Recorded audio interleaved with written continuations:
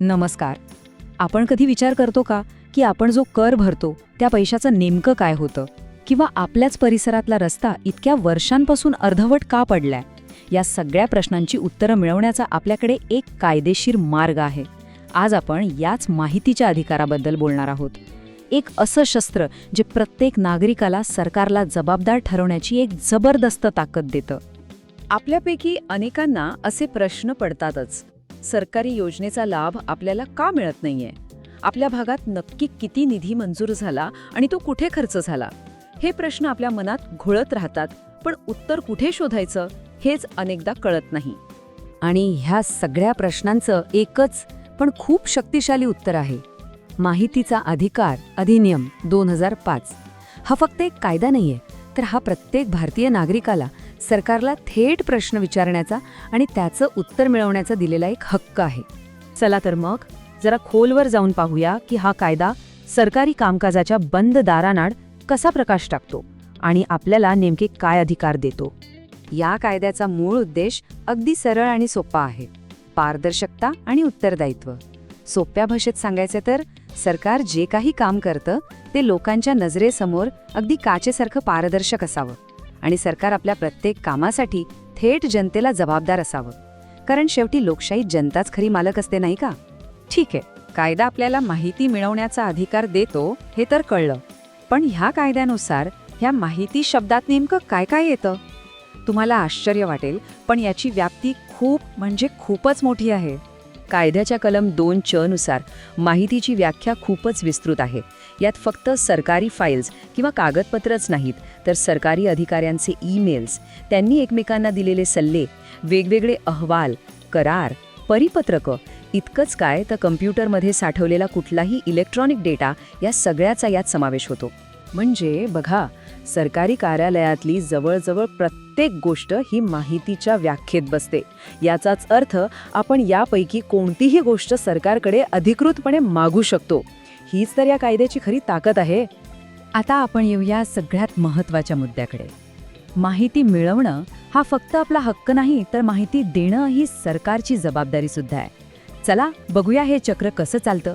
कायद्यानुसार देशातल्या प्रत्येक नागरिकाला माहिती मिळवण्याचा पूर्ण हक्क आहे, आणि प्रत्येक सार्वजनिक प्राधिकरण, म्हणजेच आपल्या गावच्या ग्रामपंचायतीपासून ते थेट पंतप्रधान कार्यालयापर्यंत कोणतंही सरकारी कार्यालय किंवा संस्था असो, त्यांच्यावर ही माहिती पुरवण्याची कायदेशीर जबाबदारी टाकण्यात आली आहे.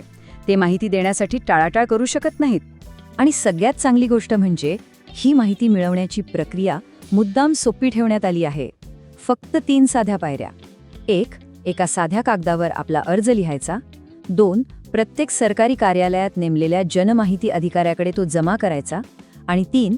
कायद्याने ठरवून दिलेल्या वेळेत आपलं उत्तर मिळवायचं.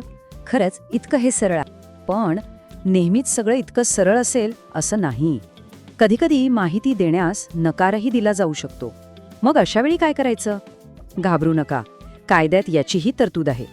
कायद्याच्या कलम 8 मध्ये काही मोजकी आणि योग्य कारणं दिली आहेत, ज्यांच्या आधारावर माहिती नाकारता येते. उदाहरणार्थ, देशाच्या सुरक्षेला धोका असेल किंवा न्यायालयाचा अवमान होत असेल तर माहिती दिली जात नाही. पण ऑफिसमध्ये खूप काम आहे, अधिकारी जागेवर नाहीत, किंवा अर्जदाराचा हेतू काहीतरी वेगळाच दिसतोय, अशी तकलादू कारणं देऊन माहिती नाकारता येत नाही. आता आपण या कायद्यातल्या एका अत्यंत महत्त्वाच्या पण अनेकदा गैरसमज होणाऱ्या कलमाबद्दल बोलूया. कलम 21. हा कायदा अधिकाऱ्यांवर जबाबदारी टाकतो, पण त्यांना घाबरवण्यासाठी नाही.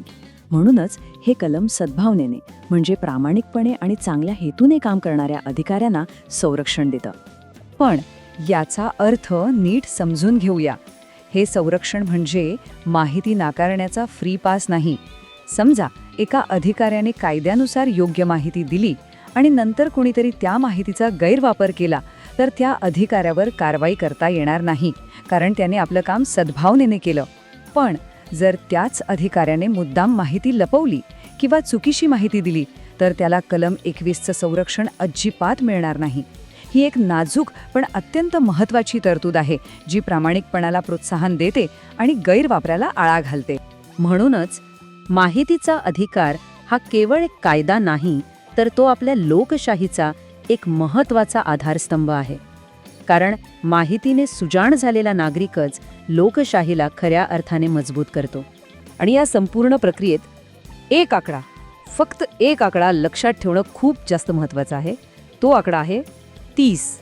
हो, कायद्यानुसार तुम्ही अर्ज केल्यापासून बरोबर 30 दिवसांच्या आत तुमच्या अर्जावर उत्तर मिळणं बंधनकारक आहे. आणि जर माहिती एखाद्याच्या जीवनमरणाचा प्रश्न असेल ना, तर ही मुदत फक्त 48 तासांची आहे. ही वेळेची मर्यादाच या कायद्याला अधिक प्रभावी बनवते. तर मग आता विचार करा, एका जागृत नागरिकाच्या हातात माहितीच्या या शस्त्रापेक्षा अधिक ताकदवान दुसरं काय असू शकतं? याचा वापर करा आणि आपली लोकशाही अधिक मजबूत बनवा.